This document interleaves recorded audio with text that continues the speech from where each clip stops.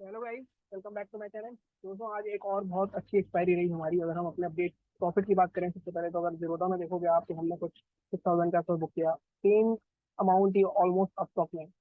लेकिन आप देखोगे अप स्टॉक में मेरा जो कैपिटल है वो है हमारे पास 62,000, तो यहाँ पे ऑलमोस्ट 10% के आसपास है। लेकिन अगर आप जीरोधा में देखोगे तो मेरा कैपिटल सिर्फ 28 या 29,000 का था, तो यहाँ पे कुछ 20% के आसपास रिटर्न मिली।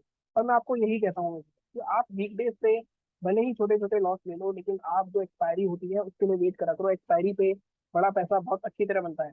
आपने मेरा इस वीक का रिजल्ट देखा होगा। हमारा पहले दिन 930 रुपये का लॉस हुआ।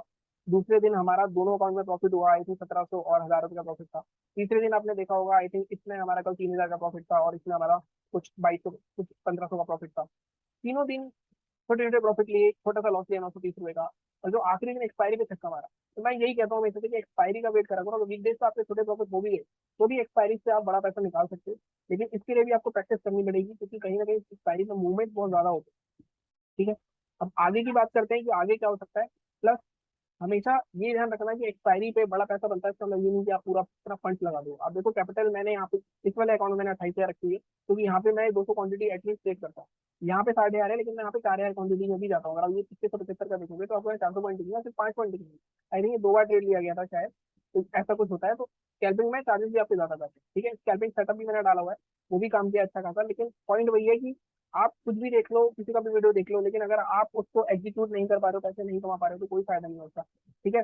अब आगे की बात कर लेते हैं। अब लेवल्स की बात करते हैं हमारे। सबसे पहले क्लोजिंग की बात करते हैं। बैंक निफ्टी निफ्टी दोनों। निफ्टी कहाँ पे बंद हुआ? निफ्टी पॉजिटिव बंद हुआ, बैंक निफ्टी नेगेटिव बंद हुआ। ये बहुत गंदा सिनारी होता है, क्योंकि यहाँ पे मार्केट में आदमी बहुत कंफ्यूज हो जाता है कि वो ट्रेड करे तो कौन से डेक्स में करे। इस केस में जो पॉजिटिव है उसमें पॉजिटिव ट्रेड करो, जो नेगेटिव है उसमें नेगेटिव ट्रेड करो।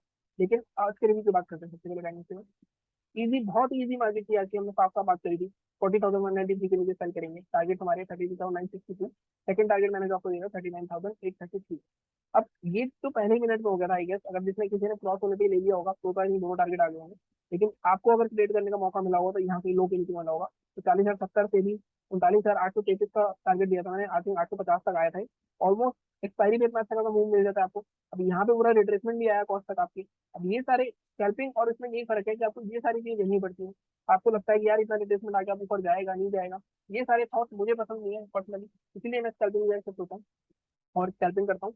और जो चीज आप 300 क्वांटिटी में 10 पॉइंट लेके कर सकते हो, वही चीज आप यहाँ पे एक लॉट में 200 पॉइंट लोगे। लेकिन इसके लिए प्रैक्टिस बहुत चाहिए। मैं फिर बोल रहा हूँ कि आपको सबसे पहले स्कैल्पिंग के लिए एक एक लॉट से स्टार्ट करना है। सेटअप मैंने डाला था 2000 स्ट्रेटेजीज हमारी, वो आप देख लेना, चैनल पे पढ़िए सारी स्ट्रेटेजीज हमारी। ठीक है। अब यहाँ पे मैंने आपको टेलीग्राम पे कुछ अपडेट दी है। टेलीग्राम पे मैंने आपको यहाँ पे एग्जैक्ट बता दिया था कि यहाँ कोई शॉर्टकट ट्रेड नहीं बनाई है जब तक मार्केट डे लो के नीचे नहीं आएगा। दूसरी चीज, यहाँ पे जब मैं 2-3 बार आया था तो हमने ये बात करी थी कि मार्केट जब इसके लेवल के ऊपर निकलेगा तभी ट्रेड करेंगे हम। इस जोन में कोई ट्रेड नहीं करेंगे। इस जोन में जिसने ट्रेड किया होगा वो बहुत बुरी तरह से लॉस हुआ होगा।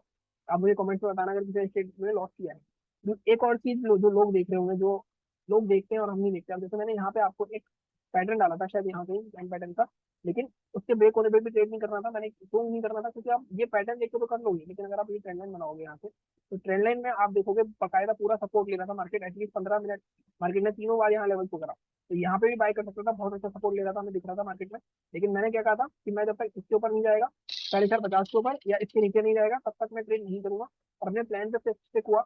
अब यहाँ पे क्या हुआ? अब देखो, इसी कैंडल में मेरा सारा प्रॉफिट हुआ था जो लास्ट में हुआ था मेरा, जो मैंने 200 क्वांटिटी ली थी।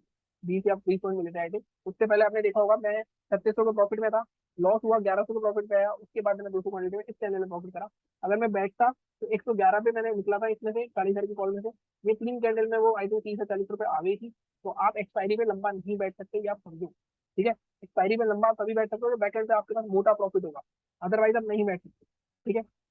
और बिगिनर हो तो बिल्कुल भी नहीं बैठ सकते, क्योंकि वो मोमेंटम इतने फास्ट होंगे कि आप उसको झेल नहीं पाओगे। तो इसलिए बिगिनर हो तो आप एक क्वांटिटी से चलो। हालांकि मैं हमेशा कहता हूँ ये दिमाग का खेल है आपकी। आपका माइंड कितना स्ट्रांग है, सारा ट्रेडिंग ट्रेडिंग में ये टेस्ट होता है। ठीक है। ये बात होगी हमारी आज की अपडेट की रिव्यू की। तो हम बात कर लेते हैं कल किस ट्रेड करेंगे। तो जिस तरह की क्लोजिंग हुई है बैंक निफ्टी में, नेगेटिव कल क्लोजिंग जरूर हुई है। लेकिन मार्केट में अगर मैं आपको एक चीज दिखाऊं, कैंडल पैटर्न की बात करूं तो कैंडल पैटर्न नेगेटिव इतना नहीं लग रहा। कैंडल पैटर्न पॉजिटिव ही है। अगर आप यहाँ देखो ध्यान से, ये वाला हमारा जोन था। ये हमने बात करी थी, हमारे वीकली टारगेट भी पहले ही आ गए थे। वीकली टारगेट तो आई थिंक मंडे ट्यूजडे आ गए थे। वीकली एनालिसिस में बात करी थी, ये नहीं टूट रहा। ये यहाँ टूटा तो अच्छा खासा फॉल आया था, और ये रिफ्लेक्शन का काम कर रहा है। ये टूटेगा, वैसे पोजीशन बनाएंगे हम। और हमारा टारगेट 40,300 तक रखा था। हालांकि टारगेट 40,600 तक भी गया मार्केट। मार्केट ने क्या किया? ब्रेकआउट किया, रीटेस्ट ऑलमोस्ट कर लिया है। मार्केट इसको टच करने आएगा नहीं आएगा, इसकी पॉसिबिलिटी मुझे कम लगती है, क्योंकि जिस तरह की क्लोजिंग हुई है मार्केट का गैप अप ओपन होना चाहिए। और अगर इसको मैं ग्लोबल मार्केट में सीन करूँ, अभी वैसे ग्लोबल मार्केट को नहीं चले, लेकिन अगर एच अभी कहाँ ट्रेड कर रहा है, तो अभी 17,587 पे ट्रेड कर रहा है, तो अभी और ऊपर ही ट्रेड कर रहा है। ठीक है। अब ये जो कैंडल बनी है, ये कैंडल बहुत इंपॉर्टेंट होती है, अगर इसका हाई ब्रेक हो जाता है और सस्टेन करता है। अभी रेसिस्टेंस कहाँ ले रहा है देखो, सबसे पहले सीधी बहुत इजी है एनालिसिस करनी। इन 2 दिन का आप लोग देख रहे हो, ये हमारा एक तरह से पहले सपोर्ट हुआ करता था। इसका लो देखो आप, इसका लो है हमारा 40,139, इसका लो देखो 40,195। सीधा सीधा मैं इसमें जो लोएस्ट पॉइंट है उसको मार्क कर देता हूँ, ये मेरा एक रेसिस्टेंस हो गया। ठीक है। सपोर्ट क्या होगा हमारा, अब यही जो हमारा ब्रेकआउट जोन था ये सपोर्ट हो गया हमारा, इसको आजकल वो और इम्पोर्टेंट हो जाता है, उसको साथ में भी मार्क कर देता हूँ। अब सीधे 15 मिनट के चार्ट पे चलते हैं। अब किस तरह से एनालिसिस करनी है देखो, बहुत बिल्कुल सिंपल एनालिसिस होगी। अब यहाँ से अब मैं इसके ऊपर बाय करूंगा क्या, नहीं, मैं अब देखूंगा यहाँ पे आज का हाई भी आ रहा है हमारा बीच में, सीधे सीधे हम इससे तो आज के हाई के ऊपर ले जाते हैं। आज का हाई है हमारा 40,233।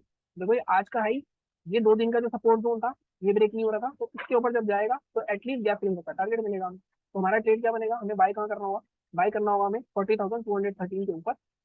और टारगेट क्या रहेगा हमारा, टारगेट रहेगा हमारा gap filling zone, 40,341 first target ये हो गया। इसके ऊपर भी निकलता है तो दूसरा टारगेट क्या रहेगा, दूसरा टारगेट रहेगा हमारा ये वाला जोन 40,427। अब ये क्यों, अब मैंने ये क्यों नहीं रखा, क्योंकि आप देखो पीछे यहाँ पे ऑलरेडी रेसिस्टेंस लिया हुआ मार्केट में। अरे इस दिन का 5 मिनट का लो भी है, तो यहाँ पे कहीं ना कहीं 5 मिनट का लो बहुत इंपॉर्टेंट रेसिस्टेंस का काम करता है। ठीक है, ये दो हमारे टारगेट हो गए। अगर आप लेवल से इसके लिए मार्केट में यहीं कहीं ओपन होना चाहिए। अगर मार्केट गैप डाउन ओपन होता है, सॉरी अगर मार्केट फ्लैट होकर नीचे चलता है, तो हमारा लेवल ये बनाया हुआ हमने 39,833, जो कल का लेवल था। अब इसको, इसके नीचे टारगेट देखने हैं मुझे, टारगेट देखते हैं। अब मैंने डेली चार्ट पे आपको एक लेवल दिखाया था, जो अभी ब्रेकआउट का जोन था, मैं एक बार दोबारा करता हूँ, जाता हूँ डेली चार्ट पे। देखो, ये वाला लेवल इसको मार्क करता हूँ मैं। ये जो हाई दिख रहे हैं आपको इस 100 कैंडल पे, यहाँ तक मार्केट आ सकता है रीटेस्ट करने के लिए 39,600, तो ये हमें टारगेट मिल गया इसके, और लेवल के चार्ट पे चलते हैं।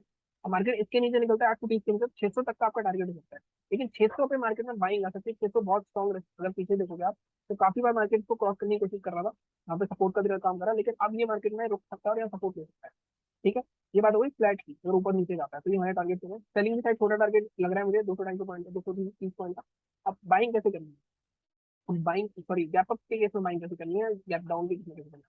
अगर मार्केट गैप अप होता है कहाँ पे, गैप अप अगर 40,500 के नीचे ही होता है, 40,450 के आसपास, तब हम कुछ नहीं करेंगे। 550 जब तक क्रॉस नहीं होगा तब तक हम बाय नहीं करेंगे। 550 के ऊपर फिर हम 150 पॉइंट के टारगेट रखेंगे हम, तो ऊपर हमारे पास मैक्सिमम टारगेट 40,615 तक दिख सकता है मेरे को, जो हमारा प्रीवियस डे का हाई था, मतलब परसों का हाई था। ठीक है। गैप डाउन के केस में अगर 39,600 के जितने पास मिलेगा हमें, यहाँ हम सेलिंग नहीं करेंगे, यहाँ कोई रेंज बनाता है या कोई हमें टाइप की कैंडल बनाता है तो हम बाय करेंगे इसके ऊपर। यहाँ से एकदम बाइंग स्ट्रॉन्ग बाइंग आ सकते हैं, क्योंकि बहुत अच्छा खासा ब्रेकआउट जोन है। ठीक है। ये बात हो गई मेरी बैंक निफ्टी की। निफ्टी की बात कर लेते हैं। तो मार्केट में एनालिसिस चार्ट को सब करना इतना भी मुश्किल नहीं है, अब मैं आपके सामने बहुत ही सिंपल करता हूँ। इसमें भी अगर मैं 5 मिनट की चार्ट करूँ, एग्जैक्ट हमने सेम बात करी थी कि अगर मार्केट अगर 17,450 के आसपास ओपन मिलता है हमें, जो कि ये गैप फिल करने के बाद यहाँ पर जोन में आएगा, तो हमने बात करी थी अगर मार्केट यहाँ पे कहीं ओपन होता है तो माइंड में पॉजिटिव आएगा। अब पहली कैंडल अगर आप देखोगे, ये मार्केट में हैमर टाइप कैंडल है, इसके हाई पे आप कर सकते थे, इसके लो के 10 या 15 पॉइंट के स्टॉप लॉस लगाते हो, पूरे दिन बैठना लगा था। अब ये बैठ पाता है कोई एक्सपायरी में, बहुत मुश्किल है। अब यहाँ तक भी बैठ गए, क्योंकि ये गैप फिलिंग का जोन था, यहाँ तक रेसिस्टेंस मिल गया, यही हमारा टारगेट होता है जब भी ऐसे बुलिश हमें कैंडल बनती है और हमें बाइंग की तरफ जाना होता है। ठीक है। इसके बाद भी अगर हमने एक और बात करी थी, अगर आपको याद हो, हमने एक ट्रेंड लाइन बनाई थी सर।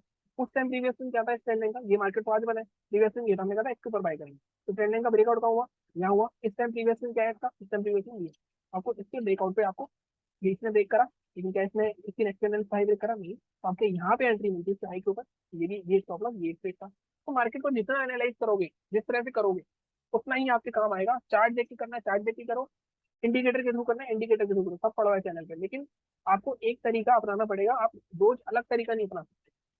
ठीक है। ये हमारे निफ्टी के रिव्यू की बात हो गई, डेली चार्ट पे चलते हैं।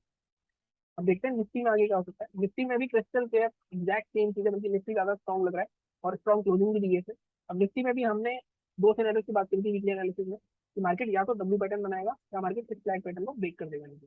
ठीक है। मार्केट ने क्या किया, मार्केट अभी दिख रहा है कि डब्ल्यू पैटर्न बना के मार्केट ने इस लेवल को अपने ब्रेक कर दिया। ये वाला लेवल है, तो इंपॉर्टेंट लेवल क्या हो गया हमारे, इसको मार्क करते हैं।